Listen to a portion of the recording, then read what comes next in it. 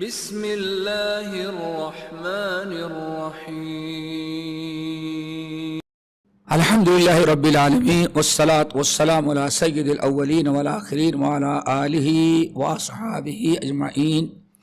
ومن تبعہم بإحسان الی یوم الدین اما بعد۔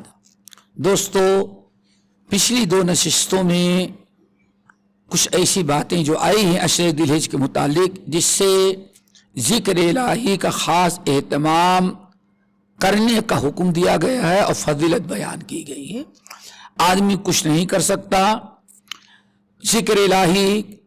روزہ رکھے، اور ذکر الہی ایک تو عام ہے سبحان اللہ الحمدللہ پڑھتے رہنا، اور عشر ذی الحجہ میں ذکر الہی کا ایک اور انداز اہل علم نے اختیار کیا تھا، اور اس کا بھی تذکرہ قرآن مجید کے اندر ہے۔ اللہ تعالیٰ نے قرآن مجید کے اندر فرمایا وَاذْكُرُوا اللَّهَ فِي أَيَّامٍ مَّعْدُودَاتٍ، وَاذْكُرُوا اللَّهَ فِي أَيَّامٍ مَّعْدُودَاتٍ۔ اے لوگو، یہ عشر ذی الحجہ کے بہترین اعمال میں سے وَاذْكُرُوا اللَّهَ فِي أَيَّامٍ مَّعْدُودَاتٍ، اے لوگو ان 10 دنوں میں ذی الحجہ کے عشرے میں خوب کثرت سے اللہ تعالی کا ذکر کرو۔ دیکھیں یہاں باقاعدہ وَاذْكُرُوا اللَّهَ فِي أَيَّامٍ مَّعْدُودَاتٍ، سورۃ البقرہ کی آیت میں۔ سورہ حج میں جو ہے وہ ایام تشریق کا ہے، وَاذْكُرُوا اللَّهَ فِي أَيَّامٍ مَّعْدُودَاتٍ۔ اے لوگو ایام معدودات گنتی کے دن ہیں، اللہ اکبر، اے لوگو گنتی کے دن ہیں 10 دن، ایک ذی الحجہ سے 10 ذی الحجہ تک۔ ان 10 دنوں میں خوب کثرت سے اللہ تعالی کا ذکر کرو۔ تو گویا دوستو عشر ذی الحجہ کے بہترین اعمال جس میں اللہ نے بڑا اجر و ثواب رکھا ہے، ان میں ایک عمل جس کی تاکید کی ذکر الہی کی۔ اللہ نے کوئی وقت متعین نہیں کیا،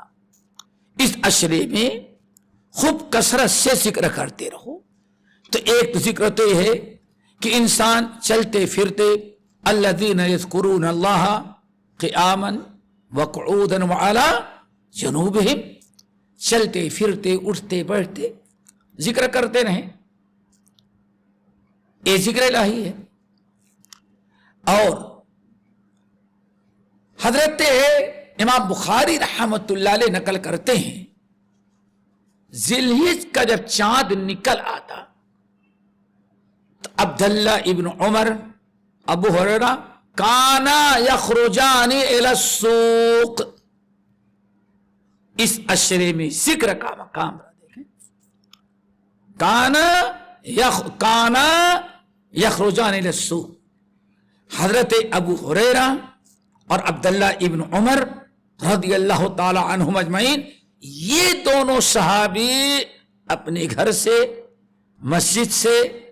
دونوں نکل جاتے تھے بازار کی طرف، بازار میں جاتے تھے، جا کے کیا کرتے فیکبران، اور دونوں ایک ادھر ایک ادھر،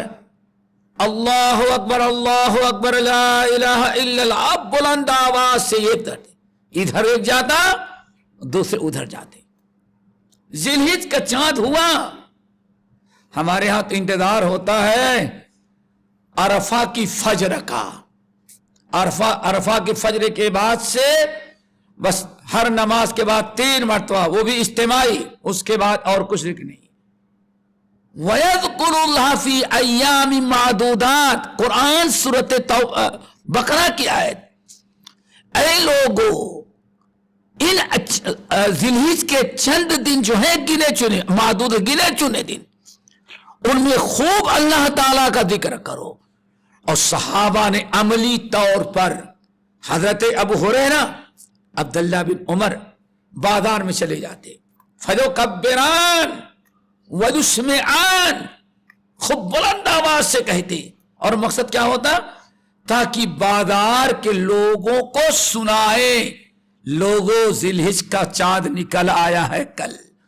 اب صرف تجارت نہ کرو، بزنس نہ کرو، اس عشرے سے فائدہ اٹھاؤ، خوب کثرت سے اب اللہ تعالیٰ کا ذکر کرو۔ اس سے اندازہ لگائیں دوستو کہ اس عشرے کا کہ کتنی اہمیت اسلاف کے نزدیک تھی، کس کو کیا پڑی ہے بازار جائے، لیکن یہ دونوں صحابی سوچتے ہمارے مسلمان بھائی ہیں، کاروبار میں ہیں، دکان میں ہیں، غفلت میں ہیں، کوئی خرید رہا ہے، کوئی بیچ رہا ہے، کوئی پیک کر رہا ہے، کوئی جا رہا ہے، مشغول ہیں، ذیلحج بیچاروں کا ایسے ہی گزر جائے گا، عشرے ذیلحج محروم رہ جائیں گے۔ یہ دونوں جاتے، بلند آواز سے تکبیر کہتے تاکہ لوگوں کو معلوم ہو جائے کہ ہاں ذیلحج کا چاند ہو گیا ہے اور سارے لوگ اللہ تعالیٰ کا ذکر کریں۔ یہ ایک عام تھا، اسی لیے امام ابو جعفر الطحاوی جن کو بیرسٹر حنفیہ کہا جاتا ہے، انہوں نے نقل کیا بعض صحابہ سے، انہوں نے کہا کان مشائخنا، پتہ نہیں لوگوں نے ذیلحج کو کیا سمجھ رکھا ہے، حنفی ہونے کے باوجود کیا کہتے ہیں، پتہ نہیں لوگوں نے کہاں سے نکال لیا ہے کہ عرفہ کی صبح سے شروع کر دو، پورے 7 دن 8 دن بھولے رہتے ہیں۔ ہم نے تو دیکھا اپنے مشائخ، اپنے بڑوں، اپنے کبار کو کہ ذیلحج کا چاند لگ جاتا تو پہلی ہی تاریخ سے تکبیرات شروع کر دیتے تھے، اللہ تعالیٰ کا ذکر شروع کر دیتے تھے، اور ہم لوگ انتظار کرتے ہیں۔ بعد تابعین نے نقل کیا کہ ہم نے اپنے اسلاف کو دیکھا، ہم نے صحابہ کو دیکھا کہ جہاں رہتے تھے ذیلحج کے اندر وہ برابر بلند آواز سے تکبیرات کہتے رہتے تھے۔ تو کوشش ہونی چاہیے کہ ذیلحج کا چاند ہونے کے بعد جو بہترین اعمال میں جس کا خصوصی طور پر نام لے کر کے حکم دیا گیا ہے سورۃ البقرہ کے اندر، اور نبی علیہ السلام نے حدیث میں، صحابہ کرام کے اقوال اور افعال میں ہر جگہ یہی موجود ہے کہ ذیلحج کا چاند ہو جانے کے بعد خوب کثرت سے ذکر الہی ہونا چاہیے۔ پھر حضرت عبداللہ بن عمر اور بعض صحابہ کرام اسلاف سے، صحابہ میں یہ بھی ثابت ہے کہ عام دنوں میں ذیلحج کی پہلی تاریخ سے لے کر کے 8 تاریخ تک تو چلتے پھرتے اللہ اکبر تکبیرات کہتے رہتے تھے، چلتے پھرتے تکبیرات ہیں اور بلند آواز سے ہیں تاکہ لوگوں کو معلوم ہو جائے۔ لیکن یوم عرفہ کی صبح سے ہر فرض نماز کے بعد 3 مرتبہ تکبیرات کا اہتمام کرتے تھے، اللہ اکبر لا الہ الا اللہ، ہر فرض نماز کے بعد یوم عرفہ کی فجر سے شروع کرتے تھے، اور ایام تشریق یعنی 13 ذیلحج کی عصر تک کرتے تھے۔ 13 ذیلحج کی عصر کی نماز ہو جاتی، تکبیر کہہ دیتے، اب کہتے کہ ہاں ایام تشریق ختم ہو گئے ہیں، تو اس کا خاص اہتمام ہونا چاہیے۔ امام احمد بن حنبل رحمت اللہ علیہ سے ہر قسم کے سننے والے لوگ ہوتے ہیں، احمد بن حنبل رحمت اللہ علیہ سے کسی نے پوچھا اس کے یہ جو ہر فرض نماز کے بعد یوم عرفہ سے لے کر کے ایام تشریق کے آخری دن 13 تک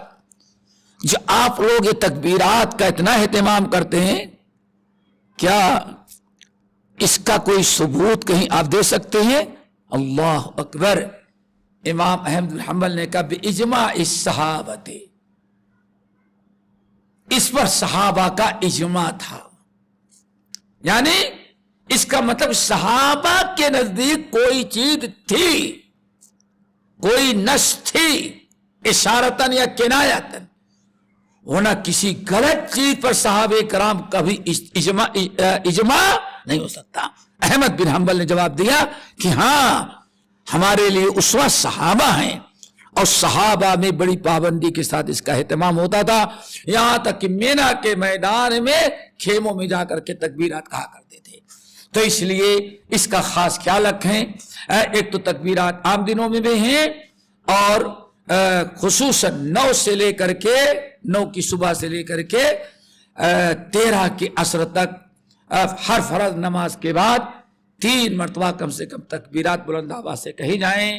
یہ سلف کا طریقہ ہے، یہ مسنون طریقہ ہے، یہ اس عشرے کے بڑے اعمال میں سے ایک عمل یہ بھی ہے۔ دعا کرو اللہ تعالی ہم سب کو عمل کی توفیق نصیب فرمائے اور عشرے ذی الحجہ سے بھرپور فائدہ اٹھانے کی توفیق دے۔ اقول قولی ھذا واستغفر اللہ من کل ذنب واتوب الیہ۔